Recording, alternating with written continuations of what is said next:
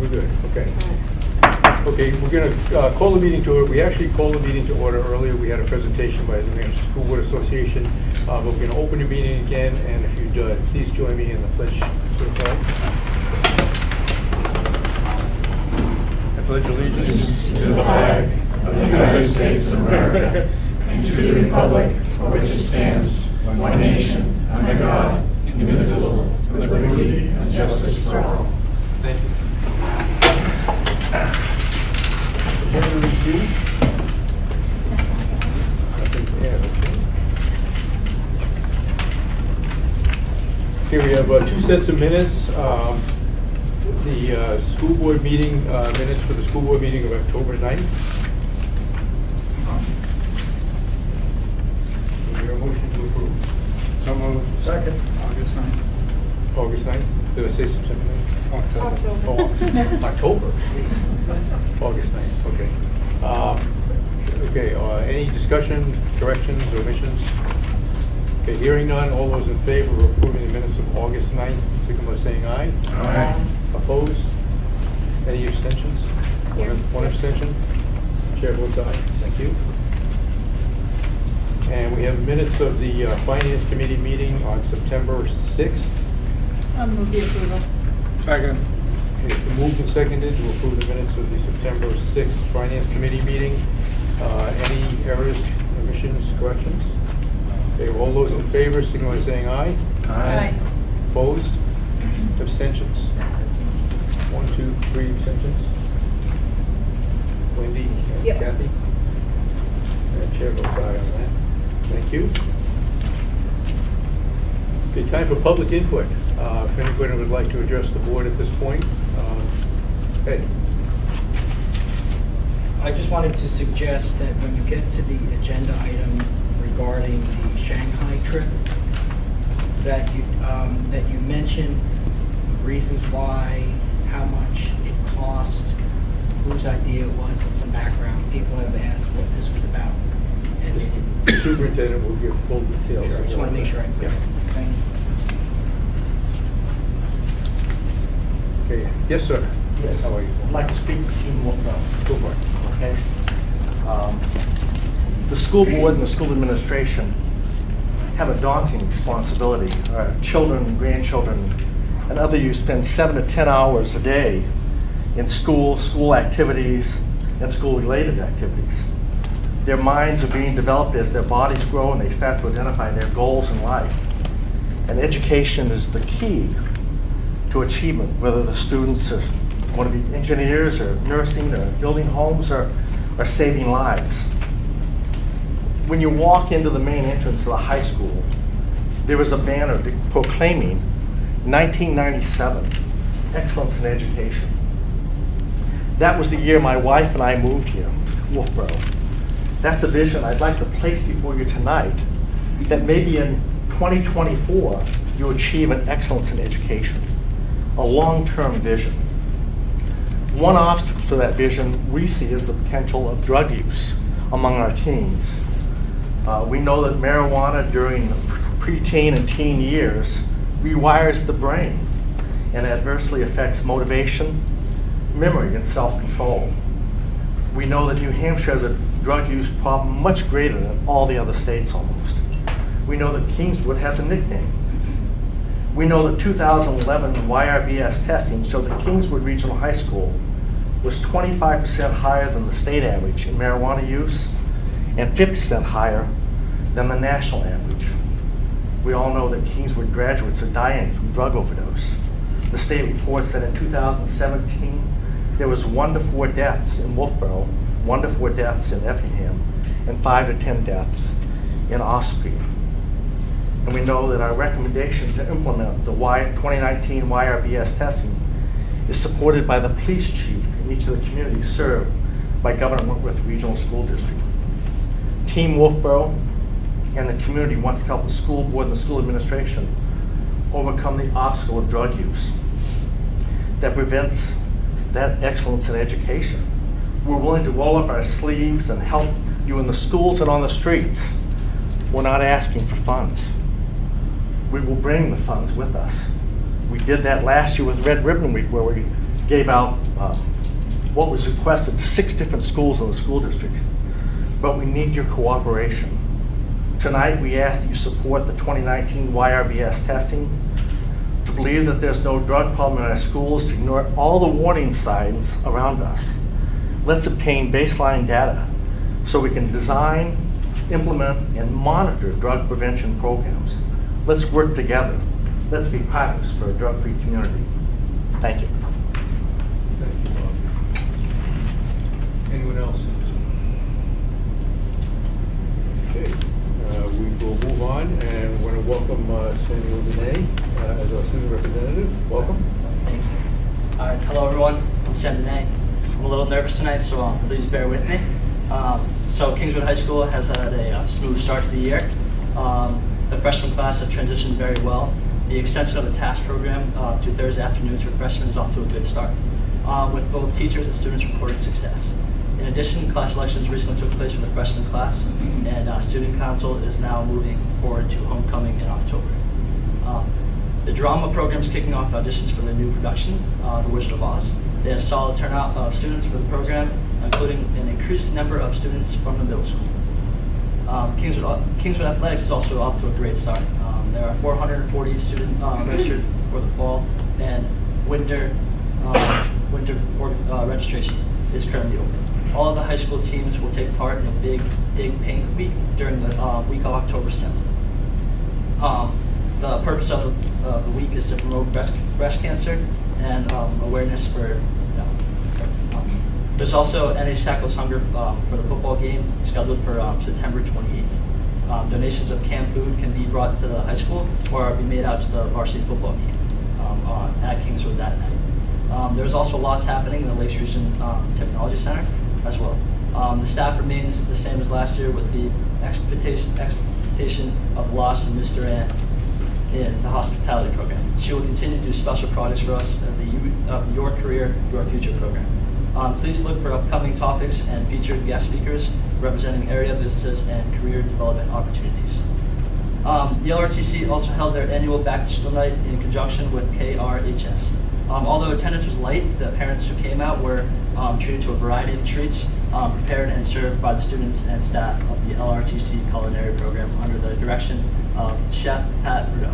Another highlight so far this month is that LRTC will be offering several running start courses throughout the Lakes Region Community College.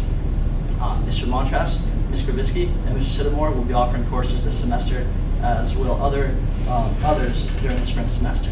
A team teaching effort is taking place with Mr. Meserve and Mr. Stephen in our effort to bring additional skills to our precision machine students. The hope is to build a team teaching approach in more classes to benefit of the students. Finally, thanks to the LRTC for holding the new staff reception in the Skylight Dining Room. It was a nice opportunity for the school board to meet new staff members throughout the districts. The Skylight Dining Room will be open to the public in mid-October. You can find the monthly menu in the Granite State News and online. In October, the LRTC will have several groups going out to participate in the fairs. Mr. Gagne, FFA Agricultural Science classes, will be competing at Deerfield and Sandwich fairs here in NH. Mr. Strauch has announced that the Automotive Tech class is offering NH state inspections at LRTC as well as other auto tech services. Anyone interested, contact him for more information at the Art Center. Adult education will also be starting soon. The programs of study are out and registrations are filling up fast. Please contact Mr. Loom in the main office for more, Mrs. Loom in the main office for more details. All of the events of the career and technical education in GWRSD can be found in the monthly newsletter, What's Happening around LRTC. That about sums it up. As you can see, there's a lot happening at Kingswood Complex. We are looking forward to a busy and exciting fall. Thank you. Thank you, Sam. Thank you. You go by Sam or Samuel? Either one doesn't matter. Okay, Sam, great job. Welcome, thank you. welcome to the board. And don't be nervous. I know. Really. And I certainly understand that, but Yes. we're looking for your input as well. So any discussion that we have, certainly feel free to raise your hand and join right in. All right, perfect. Thank you. Thank you very much. Appreciate it. Excellent job.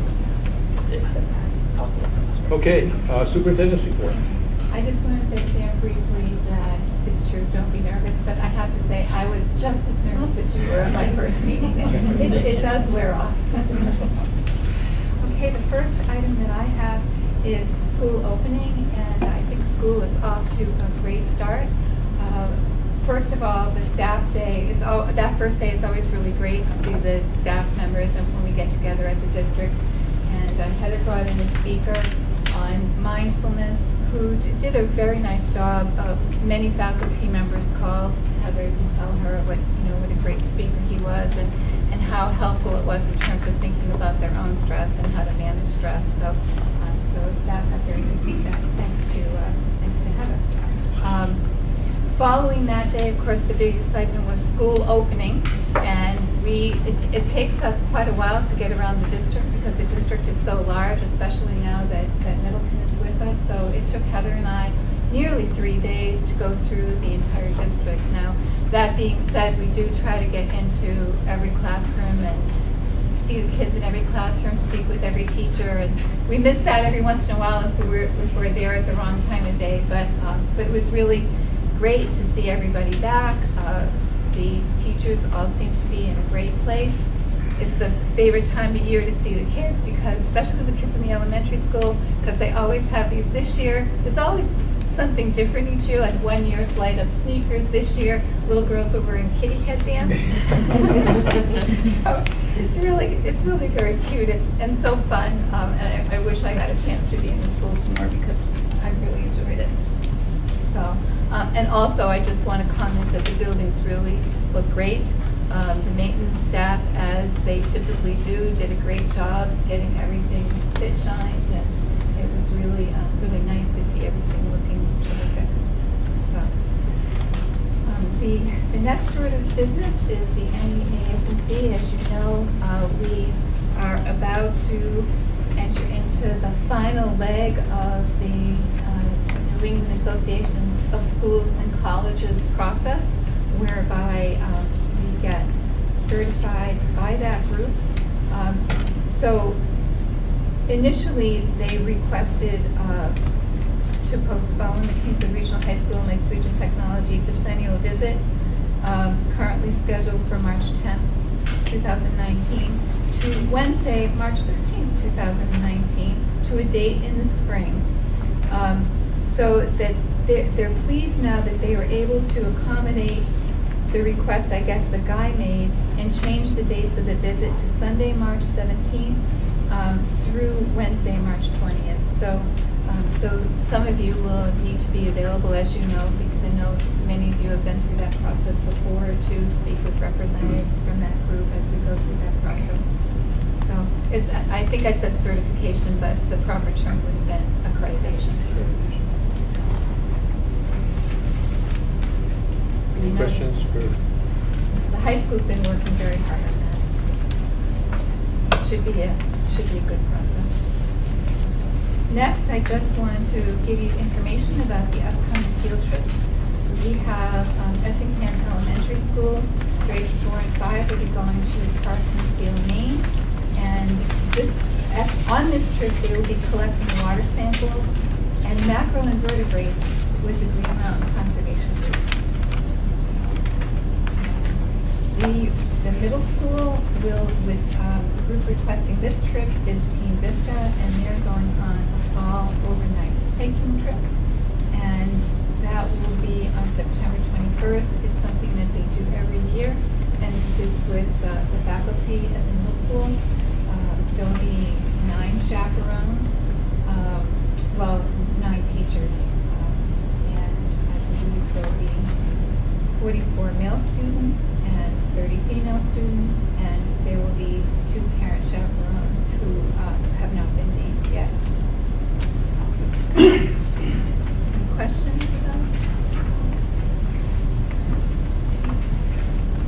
And let's see.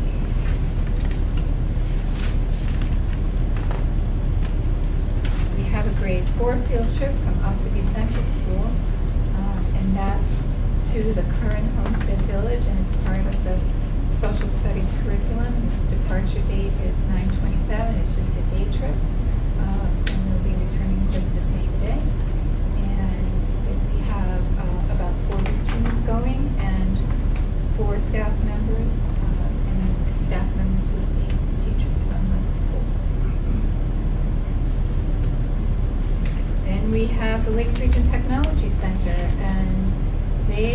doing team building exercises in collaboration with other FFA chapters. And once again, this is a pretty typical thing that the FFA does. They do it every year, and I think the students get a lot out of it.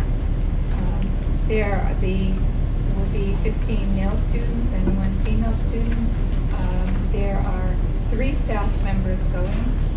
Well, 2 staff members and a former staff member, Bob Gagney, Brian Yetton, and Dottie Burrows. It should be a good trip.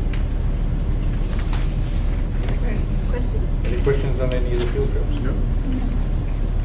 All right. And the next item is the youth behavior risk survey discussion. I think you've all had a chance to take a look at the survey, and I know tonight was the night that you were going to have some discussion about your thoughts about the administration of the survey. So. Okay, we'll open up the floor. Anybody wants to discuss anything particular on the survey?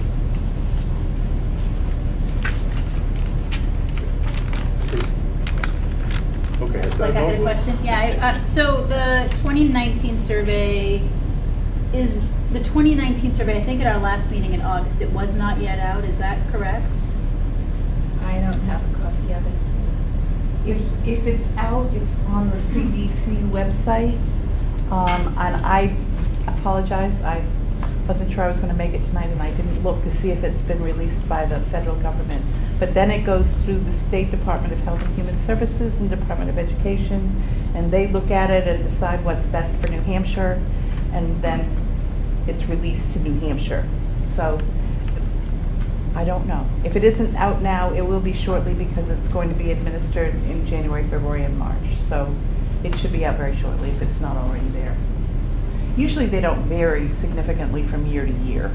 So if the old one is there, it'll certainly give you a flavor of the kinds of questions that they're asking. Well, and mostly I raise that because in our policy it says that no outside questionnaire survey can be given within our schools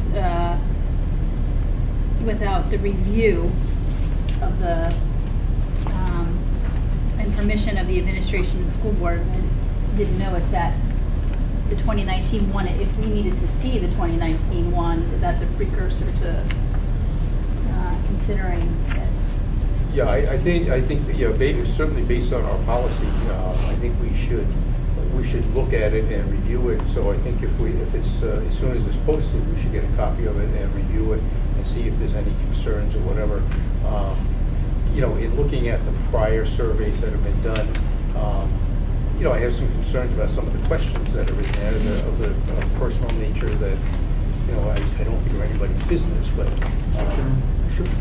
I'm Roger Kirkard from Ossipee, and it currently has the questionnaire out on the website. Oh, thank you. All right, well, thank you. 2019. Your phone working better. 2019. We'll download it and distribute it to the members then, and we'll get a chance to actually review what's out there now for the 2019 survey, and make an official decision at our next board meeting. But I've certainly heard, we understand the issues that are out there, and I don't think anybody's opposed to trying to do whatever we can to help in any way. But I think in all fairness, we should review the current survey now that it's out, and see what's involved with it, if it's anything significantly different than the last one. And I think we need to look at, is there an opt-out option for it, because I think that's important for some families, if some students, if they really feel uncomfortable doing it, they should be able to opt out or whatever. If I can answer that question, yes. Not only do parents have an option of opting out, but students do as well. If they don't feel comfortable answering it, there's no requirement that they do so. And it's the only behavior survey right now that's legislatively permitted in New Hampshire to be surveying students without an opt-in situation. So, but yes. And generally what happens is when the district decides, they leave a copy or two in the office so that parents who want to look at it can come in and review it, and make an informed decision about whether or not they want their children to take it. Okay, I think at this point then we'd recommend that either, any of us can either go online or have the SAU office download and distribute to the board members. We'll review it and come back with a decision then at our next board meeting, which will be the first, October 15th. So we'll make that official decision on the 15th of October. Okay? That's great, thank you. And we'll move forward. But thank you very much for your input and the concerns that are out there. Appreciate that. Okay, anybody, any other discussion on this matter? Okay. Okay, the next item is going to be a little bit disruptive because I have a very short PowerPoint, which means you're probably going to need to. A couple of us will move. So that we get up out there, then you can get up. The other one's down.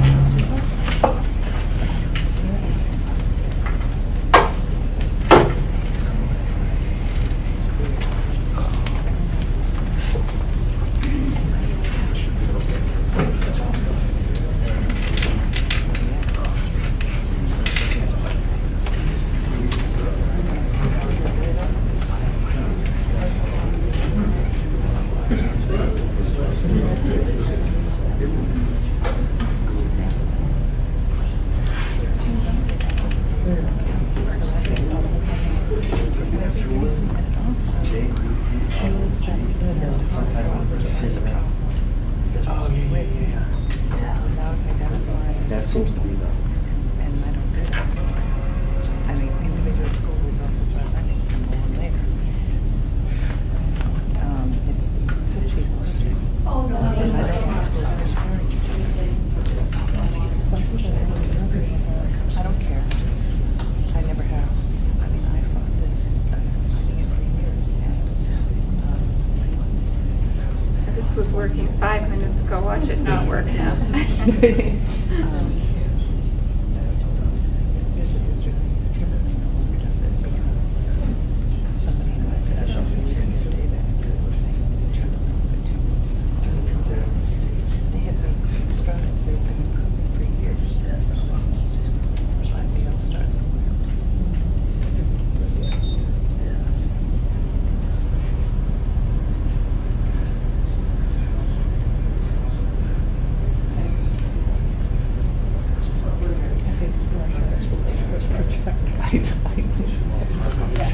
The whole class is waiting. Is it on? I think so. I know it's still. I got this all set up for the first presenter and it worked beautifully. It did, Kathy. Of course. Okay, I'm just going to try one more thing. And if it doesn't work, I won't make you all wait. I'll just talk about this. But it's so much better with pictures. Yes. Is there a dust cap over the lens by any chance? No. No. Okay, I'll look. Yeah. It's 4,000. I've done that.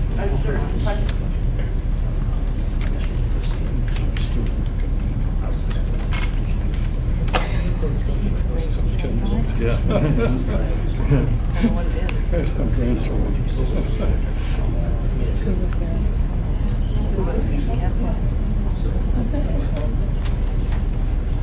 My son, in a favorite school, he works with a lot of schools. He's been there for 15 years. There it is. Oh, okay, all right. I think it'll be great.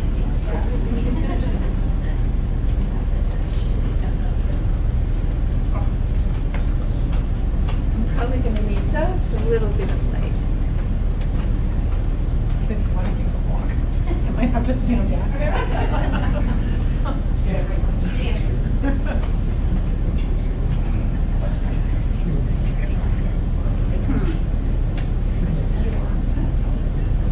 Well, that's not quite right, but that'll have to do because I don't want to lose it and then not be able to show you. So this summer, I went to China. I went to 3 places in China. I went to Shanghai, Beijing, and Nanjing.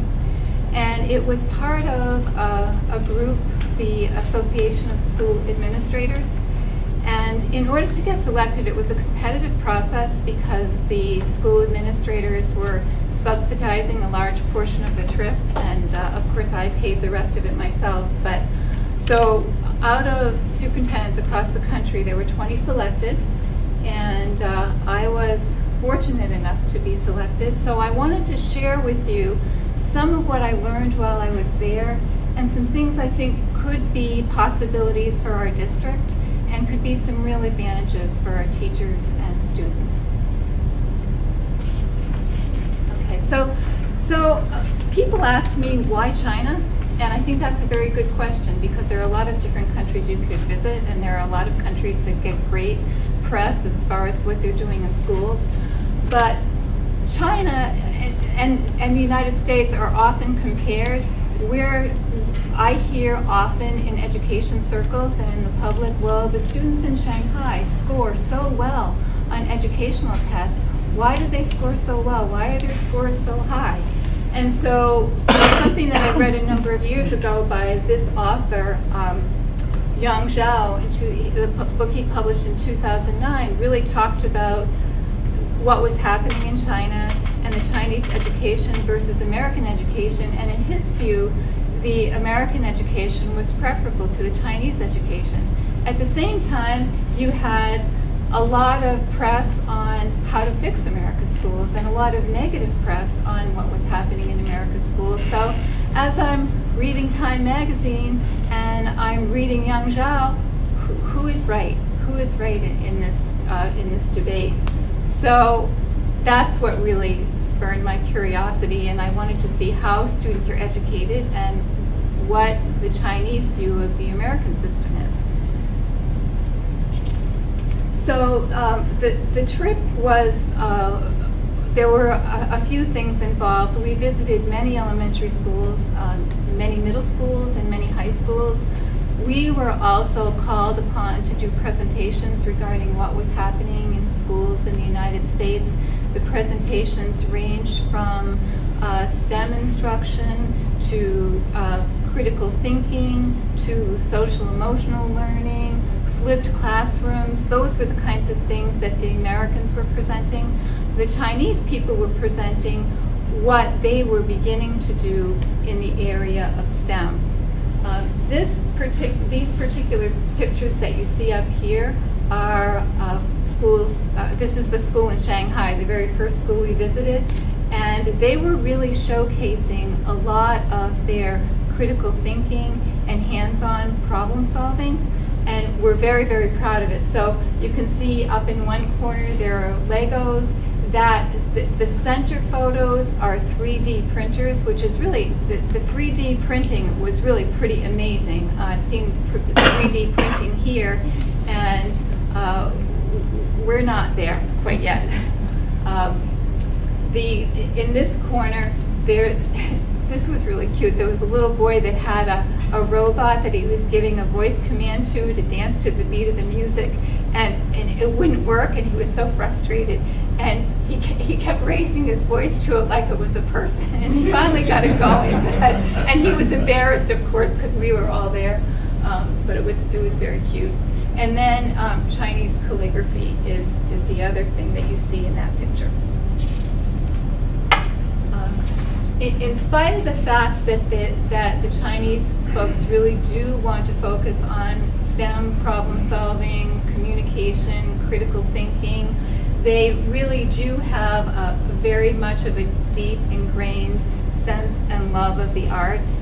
And so it was really nice to see there were poetry recitations. All the instruments that you see there are their ancient Chinese instruments, and the students played very, very well. The other thing that I wanted to mention, Shanghai and the schools we visited were their top schools. They have a ranking system, and the ranking is A through F, just like our alphabetical ranking. And the schools that we saw were all pilot and A+ schools. So, I realized that we were seeing the best of the best, and there was a reason for that. So the Chinese do have a national education agenda, and the agenda is really very, very focused toward STEM education and artificial intelligence.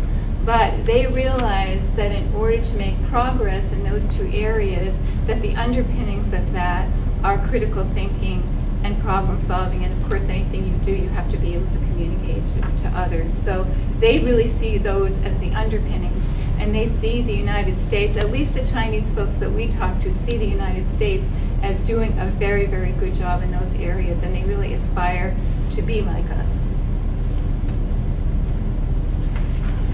One of the things that they know is that they do a really great job with students who take tests well. They do, word for word, what a number of them said was, we know we do a good job helping students memorize. We know we're really good at that, but we don't think that's enough for our global society.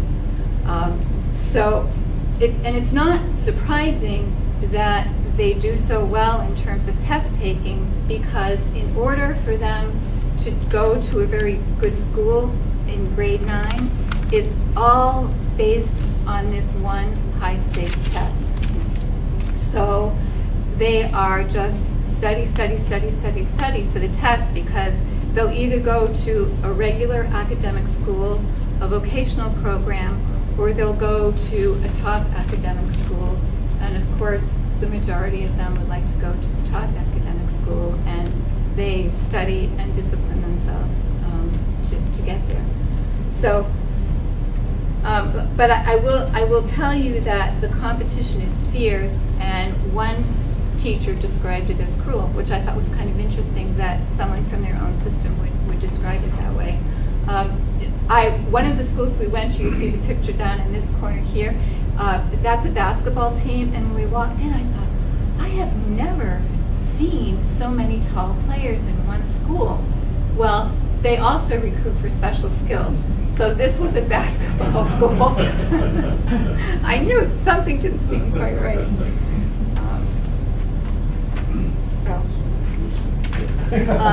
In their high schools, we saw some interesting museums. There's, and again, these are top schools. I'm sure not every high school has a museum, but you'll see that's a museum of natural history. It was quite a lovely museum. The picture at the bottom left hand is a topographical map, but it's under glass, and it was really an incredible map.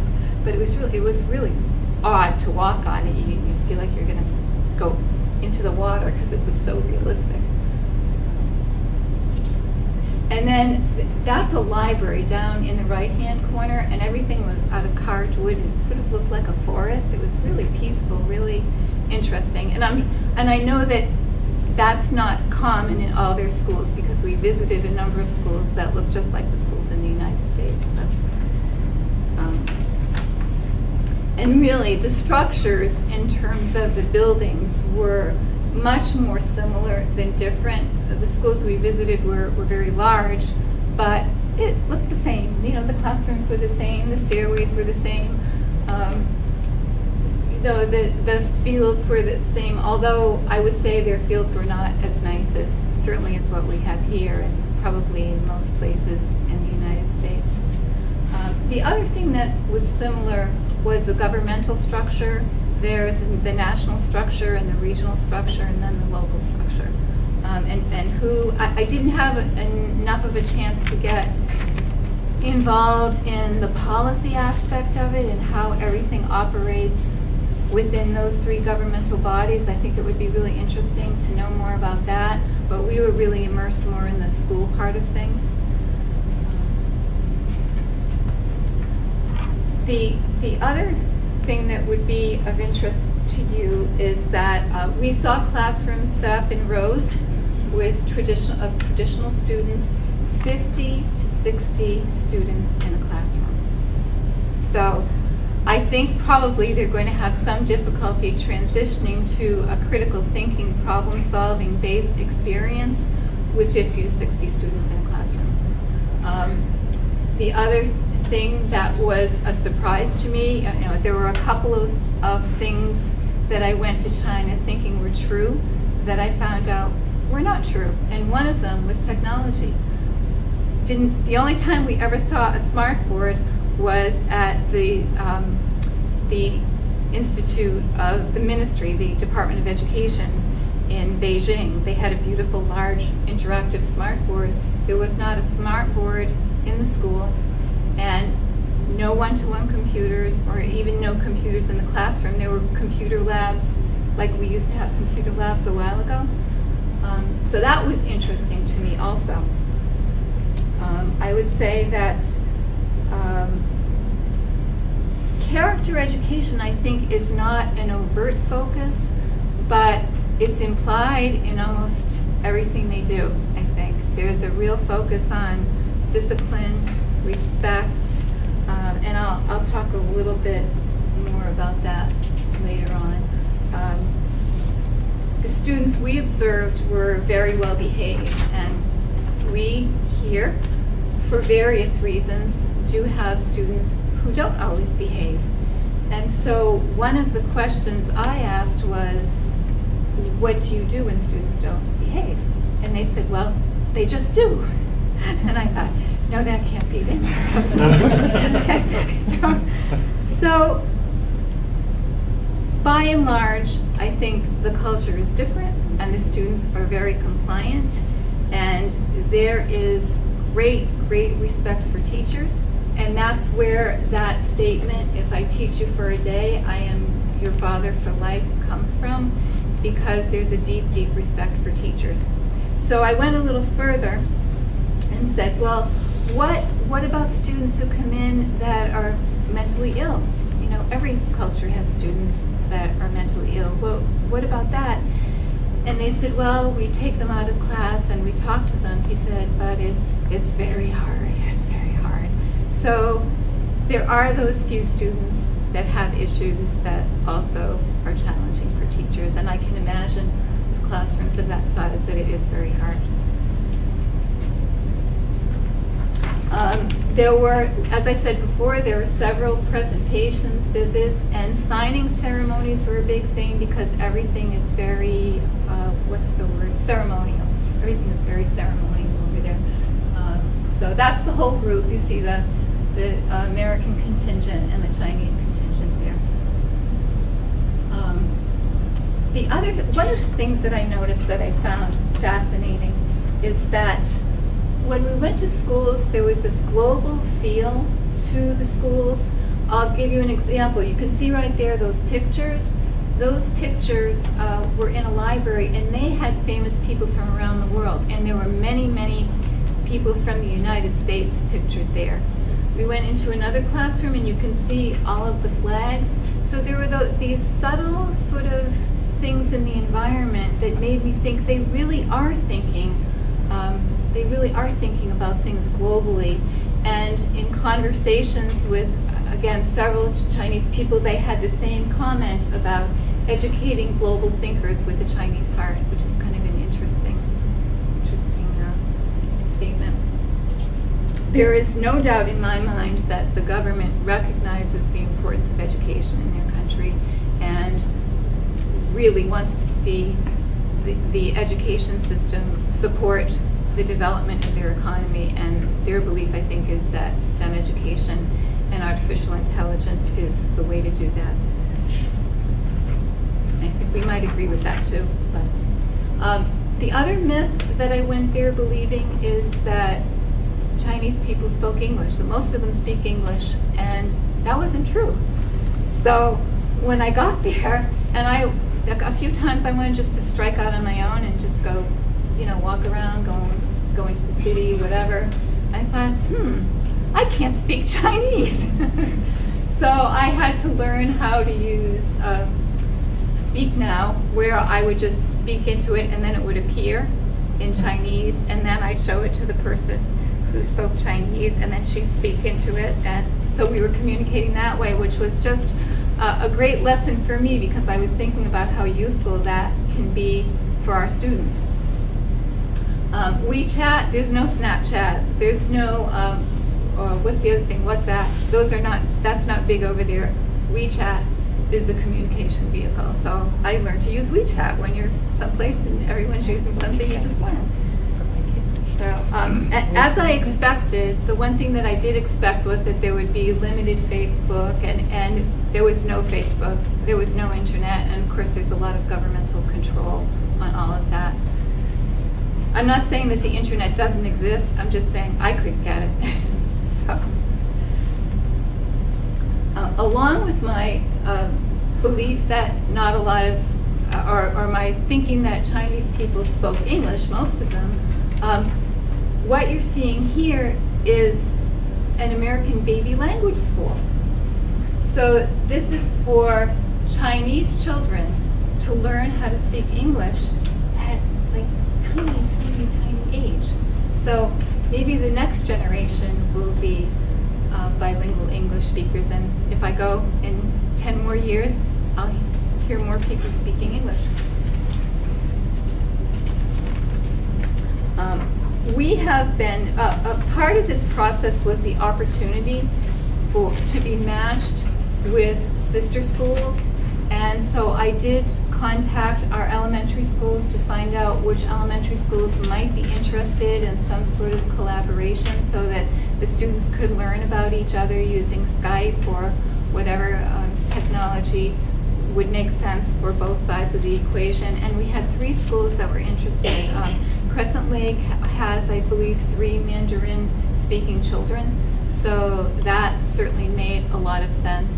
And then Middleton was very excited about doing something, and our other school that was excited about doing something was New Durham. So all 3 schools do have sister schools. There's they have their contact information, and so at this point, they're just deciding how to go about making those contacts. So it's throughout the year, I do hope that they have the opportunity to communicate and learn about each other. I just think it's great to expose kids to what's beyond the town that they're living in. And then there may be some other opportunities for teachers who are interested. I have been contacted by a couple of people in China for the possibility of having teachers go over and teach in the summertime, not anything that would interfere with what they're doing in their classrooms now, which I think is important, but to go over in the summer. And again, this is all supported. It's not a cost to the district, it's all supported by the schools. They would have to pay their airfare just as I paid my airfare, but it would be an opportunity for them to be in the classroom and also learn a little bit about China. And also for teachers in China, I think, are really very excited about having American teachers over there so they can learn. And then the other opportunity, we have 8 teachers that are interested. So, how that develops, I don't know. It's all very preliminary. So the other possibility is having some Chinese teachers come here. They're very interested in coming and looking at our schools. I've been approached by at least one group for that. So again, it's all preliminary. I don't know if it will go anywhere, but it might. And let's see.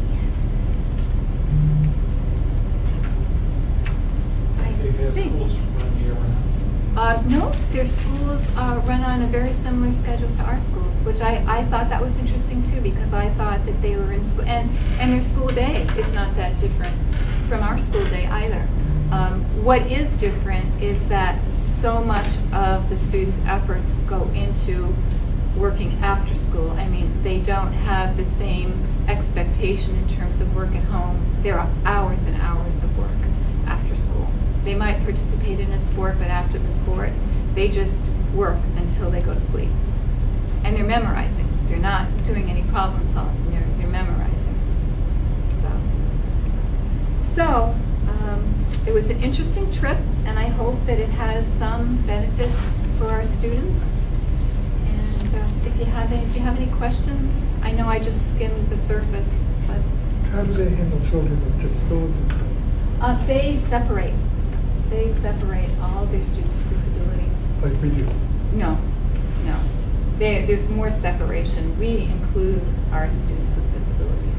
they don't do that. They have a separate school for severely learning disabled students and students with other kinds of disabilities, which is, so of course those students are also not part of the test taking, and because they're not going to go to an academic school, so they don't need to take the test. So, you know, some of that comparison on testing too is not really a fair comparison. So.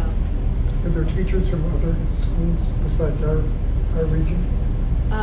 It depends on whether the superintendents that were in this group go back to their districts and do something with it.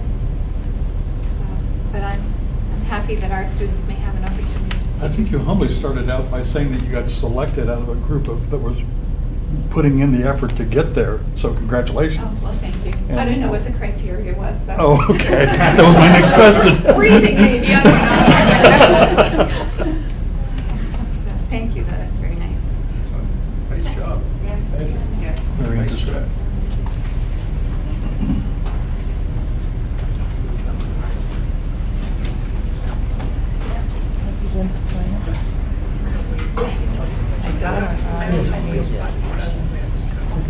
She was one of those students that went on to Peking University, graduated with about 2%. Is multilingual.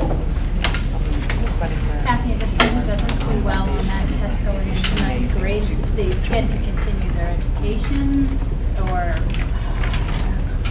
They go to a vocational school. And then, and there was just so much to learn that I didn't get a chance to ask, but and school is mandatory up until the ninth grade, but I think after that it's not. So I just have so many more questions.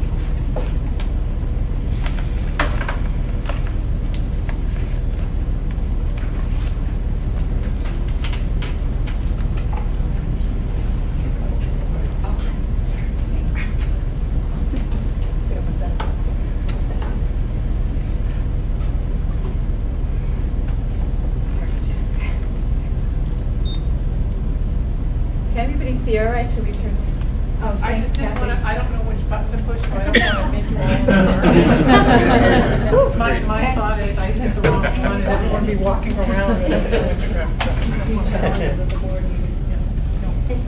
That was nice, Kathy, thank you. Appreciate that. The next thing is legislative update, but I think we had a legislative update earlier in the evening. In addition to the right to know law that we discussed, we also talked about data and security. That was a big one, and then water testing. School Boards Association. The New Hampshire School Board Association, we have our first meeting for the fall tomorrow, Wednesday afternoon in Concord. We have a couple of speakers, but I can't tell you who they are, so I'll be there at 4:30 to start that process. And it is time for any proposals for resolutions to the School Board Association for the annual meeting in January. So we'll have another meeting in November, and then our annual meeting in January as well. So that's what's happening with the School Board Association at this point. So let's see, I've got quite a list of notes from the school board. Unfortunately, there's quite a few notes of sympathy that have been sent out. One to Dave Whitworth on the passing of his stepdad.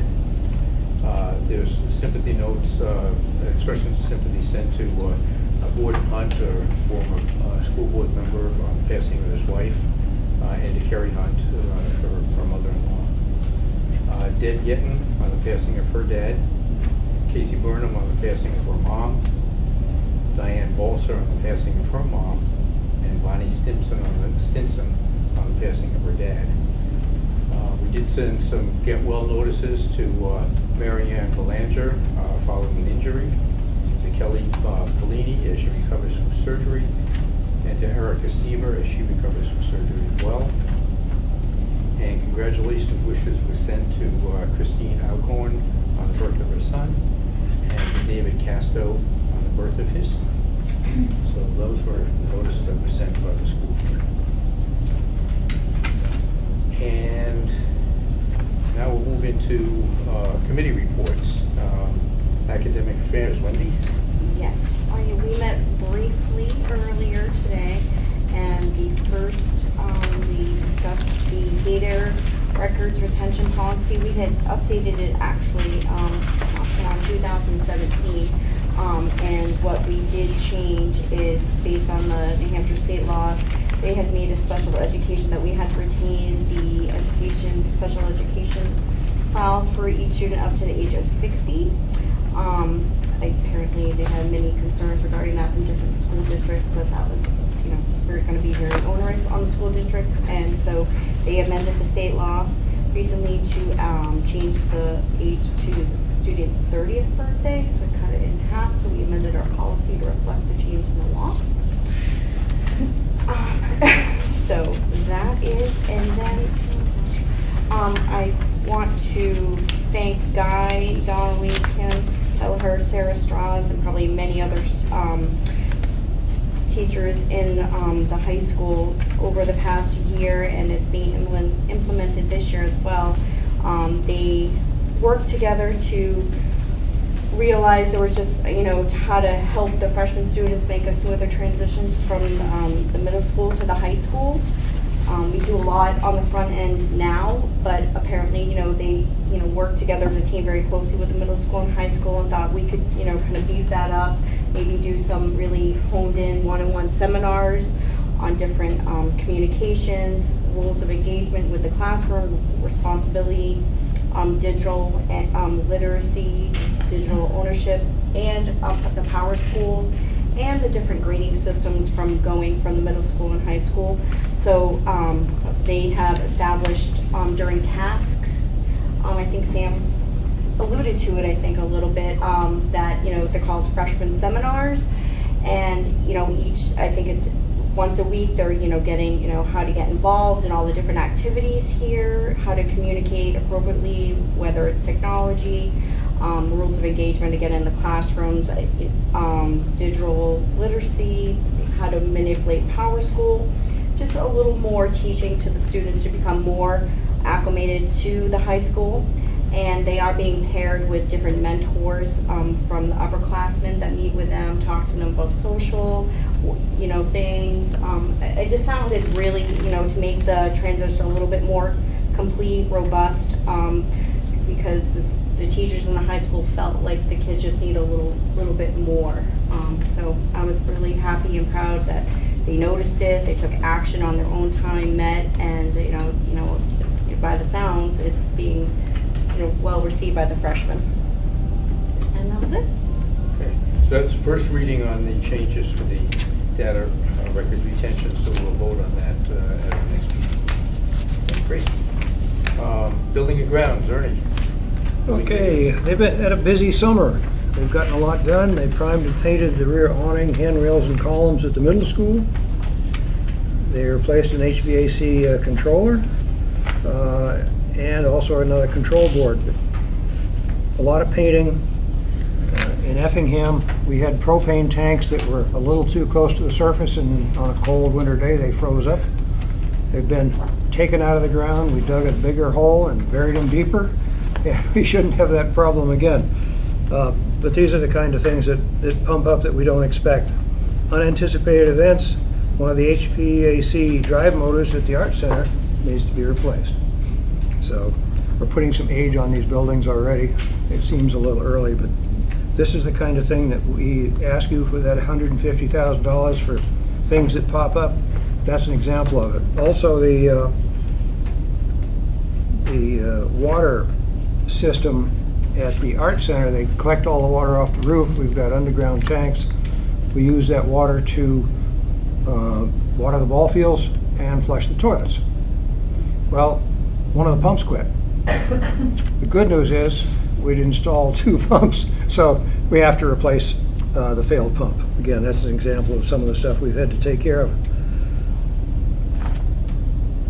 And that's pretty much it, other than we had a concern about security at the Crescent Lake School.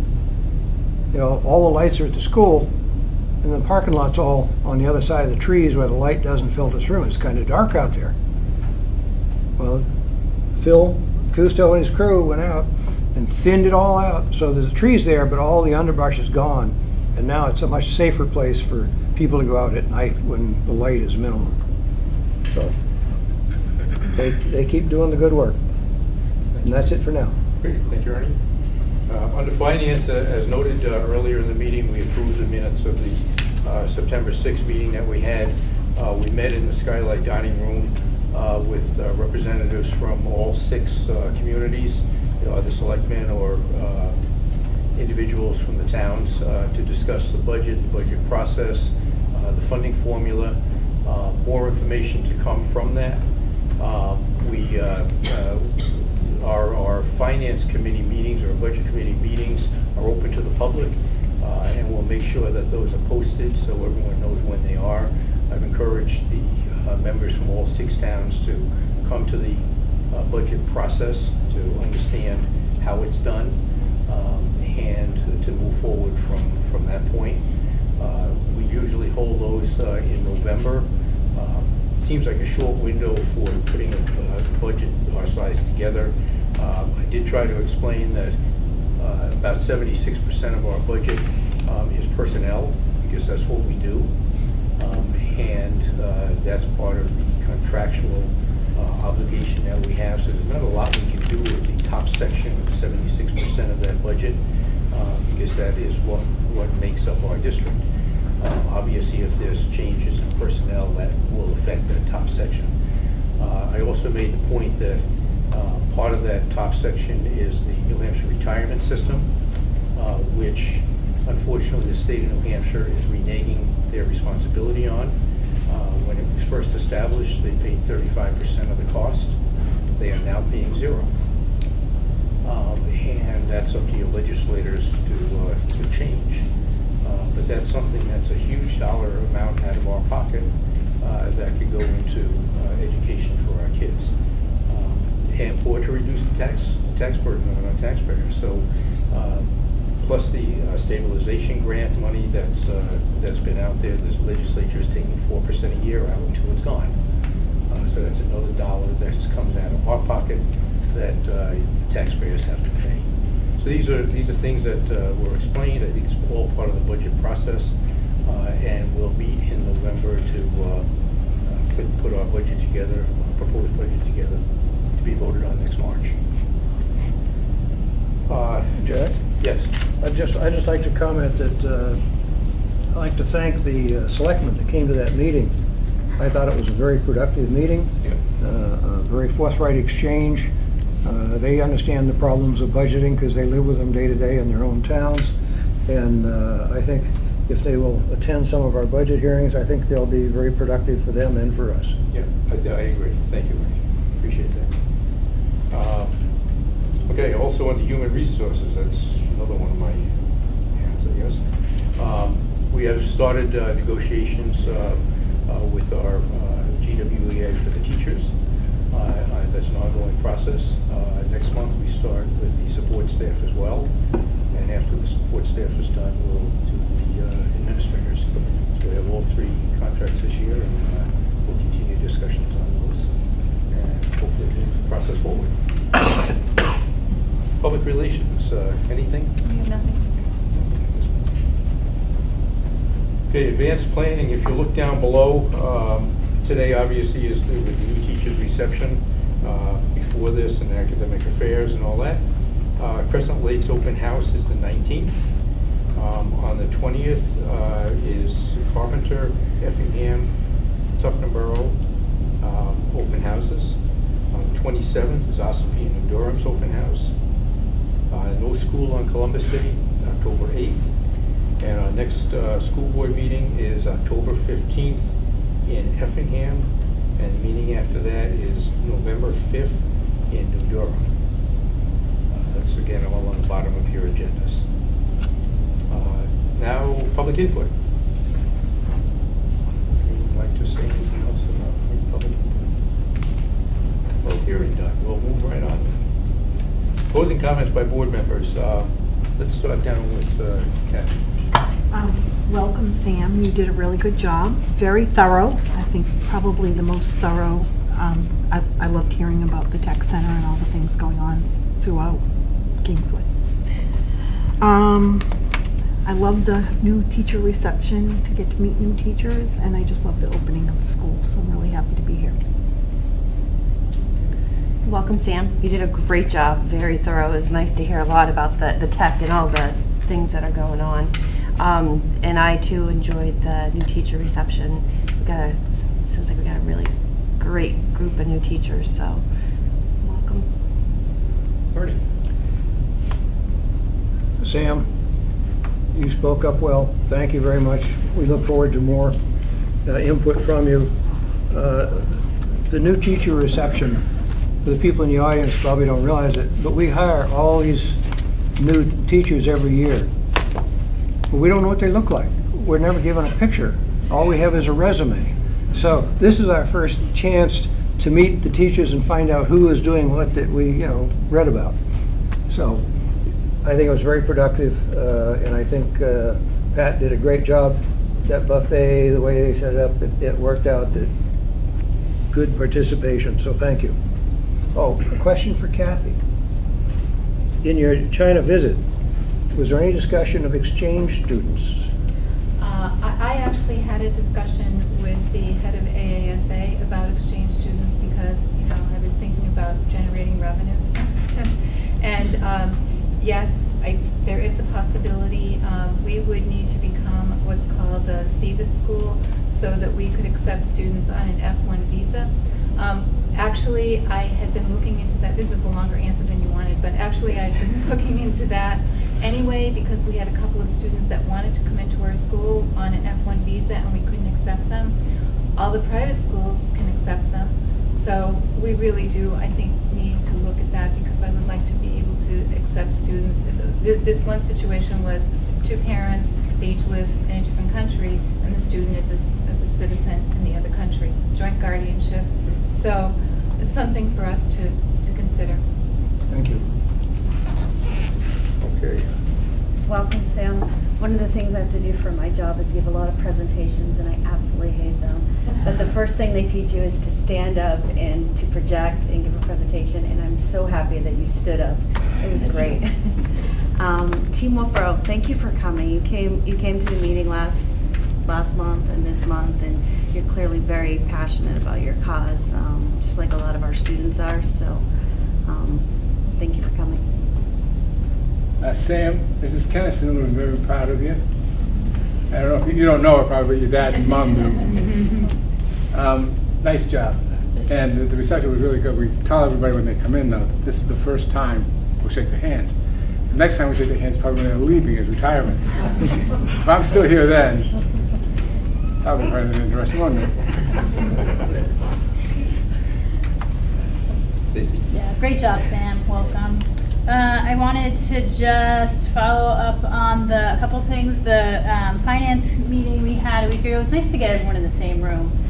So often we deal with a lot of the same issues from different, board tables, so to speak. So it was nice to get everyone in the same room and, acknowledge there's a lot of the same things we face. Running a school is not exactly the same as running a town, but there's probably more in common than different, so it was good to get together. Also, the academic affairs, the freshman seminars, what really just impressed me is it really started from some conversations at the photocopy machine of, teachers saying, hey, you're noticing this, I'm noticing this. And then, them coming up with a solution and going to Guy, and Guy, having the willingness to trust them to roll with it. But it's not like they're being compensated more for this or they've got extra time in their day to do this. But I think they saw the benefit that to them as well as the students. So that was a great program, and kudos to the staff and Guy for having the wherewithal to say run with it. Kathy and Jack, thank you for setting up our Right to Know seminar, or whatever you want to call it, earlier. It was very informative. I thought I knew a lot about it from my life as selectman, but there were still things that they pointed out that will certainly help us here in Governor Wentworth. And Kathy, I appreciate the update. Certainly we heard about you going on the trip before, and now we got to see a little taste of what what you got to do out there. So that was great, and certainly it appears that it's going to open up some opportunities for us here. And most of all, Stan, I know you've heard it before, but very nice job and welcome. Wendy? Welcome, Sam. I almost wasn't going to say it just to be different. But again, the right to know, it was very, very interesting to me. I think, the laws are just the verbiage, and the laws are kind of different. So it was very educational for sure. And again, I want to echo what Stacy said, just to listen to the teachers and how they really took the academic. I mean, I think what we're doing for the freshmen and having them being mentored by upperclassmen, I think it's just a really good way to continue to build the Kingswood Knights community between the high school and the middle school. And I like she said, taking time after school on their own time, not being compensated for it, just how much they care for our kids. So it's nice to see. Philly? Real quick, Team Wolfeboro, I feel bad, you probably said this, but what age group would be taking the survey? Would it be all grades or some grades? Or? The state actually subsidizes the high school administration 9 through 12. There are middle school YRBS surveys available too, but that requires independent data collection and all of that, data crunching. So that gets to be expensive. It would be ideal, because then we would get to know sooner rather than later some of the concerns our kids are experiencing. But anyway, this would be just high school students. Okay. Also, welcome, Sam. And I really liked the presentation. Really good job. You want to say anything, Sam? I just want to say that I was a little nervous before I came, and thank you to everybody. I feel a lot better now. Bethany, I'll look at you. Still getting acclimated to the job, still loving every single day. I'm loving coming through the halls and seeing new places, and I think it's wonderful that each board meeting is at a different facility, so it's wonderful. Thank you. Sam, welcome again. As you've heard at the round table. And I always like to tell myself being nervous means I care. So clearly you take your role very seriously, and we're so happy to have you here and enjoy every second of your senior year. Before you know it, we'll be saying congratulations, Sam. Welcome and enjoy your year. And Mike and Carla, thank you for being here tonight, and Team Wolfeboro and Jen and Melissa. It's always nice to have people here to share their concerns, to support, and it's one of the hallmarks of our community, and I appreciate it very much. Well, just very quickly, Sam, next time we'll be expecting you to weigh in on some issues. Quite a welcome, huh? Very, very glad to have you, Sam. And again, it's nice to see public here, because so often we have board meetings and there's no one from the public here, so it really is great to be talking to people from the communities. Okay, well, I have to say, welcome again, Sam. And it's great, we got great people, student representatives. I think it's kind of a hallmark for this board. We've been doing this for 15 years, probably, maybe longer, I don't know. But it's important for us to understand and to hear what's happening in the schools, because we're busy in our lives and all that, so we don't get to see what's really happening out there. And to have a student rep on the board to tell us and fill us in on what's going on in the school is really important. So thank you very much. I really appreciate it. Okay. Team Wolfeboro, thank you for being here. Thank you. We really do appreciate your efforts and your concern. And we'll get the surveys and move forward and see what's going on. All right. Any other comments? Okay, hearing none, motion to go into non-public under RSA 91A, semicolon 3, paragraph 2 for legal, personnel, and student matters. So moved. Second. Been moved and seconded. Kathy? Yes. Bridget? Ernie? Yes. Yes. Yes. Julianne? Yes. Yes. Yes. Tim? Yes. Wendy? Okay. thank you, appreciate you coming.